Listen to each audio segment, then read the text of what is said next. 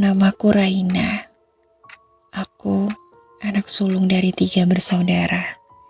Setelah ibuku sakit selama bertahun-tahun, kami akhirnya kehilangan beliau. Katanya itu kanker, tapi tidak pernah ada diagnosa resmi dari rumah sakit. Dan ibuku tidak pernah mau dibawa ke dokter. Ayah bilang, ibu hanya perlu istirahat dan doa. Tapi setelah kematian itu, rumah kami berubah. Kami tinggal di rumah warisan nenek, di tengah kebun pinus jauh dari keramaian. Rumah kayu tua, dingin dan berderit kalau malam.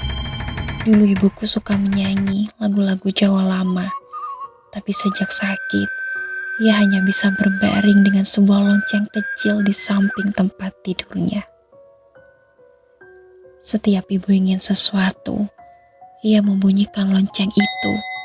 Aku sampai hafal polanya. 1 kali berarti air. 2 kali berarti ganti baju. Tapi kadang lonceng itu berbunyi sendiri, padahal ibu sedang tidur.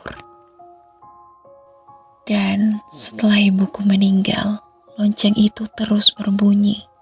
Tengah malam, jam 3 tepat. Ya, selalu jam 3. Awalnya aku pikir itu angin atau tikus. Tapi suatu malam, aku bangun karena dengar suara langkah kaki. Langkah yang pelan menyeret dari lorong mendekat ke kamarku. Aku intip dari balik selimut dan kulihat sosok perempuan berdiri di depan kamarku. Rambutnya panjang, mengenakan daster putih. Mukanya gak kelihatan tapi tangannya bawa lonceng. Aku menjerit, tapi ketika lampu dinyalakan, tidak ada siapapun. Ayah tidak percaya. Adikku malah mengigau malam-malam. Katanya, ibu panggil dari sumur. Aku mulai mencari tahu. Aku buka lemari tua ibu. Di balik tumpukan selendang, aku menemukan buku tua yang berisi tulisan kuno. Dan di halaman terakhir, ada kalimat yang bikin darahku dingin. Anak dari rahim perjanjian akan ditarik kembali saat malam suci datang. Aku gak ngerti maksudnya, sampai aku tanya tetangga lama kami, seorang kakek tua bernama Mbah Darmo. Kata Mbah, dulu ibu pernah datang ke dukun untuk bisa punya anak. Setelah bertahun-tahun mandul, katanya dia ikut jalan lain, yaitu jalan sesat. Ibu bukan sembarang minta anak, tapi melakukan perjanjian darah. Dan aku adalah anak pertama yang lahir dari perjanjian itu. Tepat 40 hari setelah ibu meninggal, semuanya pecah. Lonceng berbunyi sendiri, lampu mati, radio menyala dengan sendirinya. Dan lagu yang ibu sering nyanyikan terdengar dari ruang tamu. Aku keluar kamar dan kulihat sosok ibu berdiri di ruang tamu. Wajahnya pucat, matanya kosong, dan ia menunjuk ke sumur ke belakang rumah. Adikku Ian ditarik keluar rumah, hampir masuk ke dalam sumur, tapi aku berhasil menggenggam tangannya dan menarik kembali.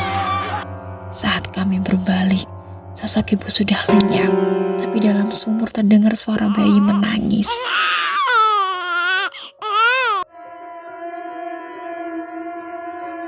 Keesokan harinya, kami pergi dari rumah itu. Ayah mengajak kami tinggal ke rumah kerabat. Tapi setiap malam, entah kenapa aku masih mimpi buruk. Dalam mimpiku, ibu berdiri di pintu sambil membawa lonceng. Dia bilang, perjanjian belum selesai. Dan jam 3, aku selalu terbangun. Sejak malam itu, aku tidak pernah benar-benar tidur nyenyak. Dan aku selalu terbangun jam 3, selalu. Dan setiap kali mataku terbuka, aku bisa merasakan seseorang berdiri di dekat pintu kamarku. Kadang hanya bayangan, kadang jelas sekali. Rambutnya panjang, wajahnya pucat dan lonceng kecil itu. Ya, aku pernah coba mengabaikan, Dan aku mencoba bilang pada diriku sendiri itu cuma mimpi. Tapi tubuhku tahu itu nyata. Karena setiap pagi aku menemukan bekas lumpur di lantai, jejak kaki basah yang menuju ke kamarku. Suatu malam, aku mencoba menguatkan diri. Ku kunci pintu kamar rapat-rapat dan kututup telingaku dengan bantal. Tapi tepat jam 3 sore itu muncul lagi. Dan tiba-tiba pintu kamarku bergetar, seperti ada yang mendorongnya dari luar. Aku meraih rosario peninggalan nenekku genggam erat-erat. Suara itu berhenti, tapi dari bawah pintu, aku melihat sesuatu. Ada jari tangan, pucat dengan kuku panjang hitam yang merayap masuk mencoba membuka kunci dari dalam. Aku teriak sekuatnya. Ayah masuk beberapa detik kemudian, tapi saat pintu itu terbuka, tidak ada siapapun. Hanya lonceng kecil bergeletak di lantai. Padahal aku yakin aku sudah simpan lonceng itu di lemari terkunci. Sejak saat itu, adikku Ian makin sering sakit. Badannya kurus, pucat, dan setiap malam ia sering menggigau. Katanya, ibu selalu datang ke kamarnya dan duduk di samping ranjang menyanyi sambil mengelus kepalanya. Aku mulai takut kalau perjanjian itu bukan cuma tentangku. Mungkin ibu kembali bukan hanya untuk menjemputku, tapi juga adik-adikku. Aku kembali menemui Mbah Darmo. Beliau bilang kalau perjanjian darah yang dilakukan ibu tidak bisa diputus begitu saja. Dan satu-satunya cara adalah dengan mengembalikan yang pernah diambil.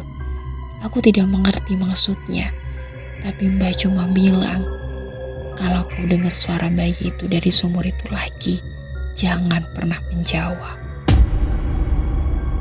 Malam ke-40 sejak kejadian terakhir, aku mimpi buruk lagi. Aku berada di tepi sumur, airnya hitam, pekat, dan dari dalamnya muncul tangan-tangan putih pucat yang mencoba meraihku. Aku terbangun dengan keringat dingin, tapi saat menoleh ke jendela, aku melihatnya.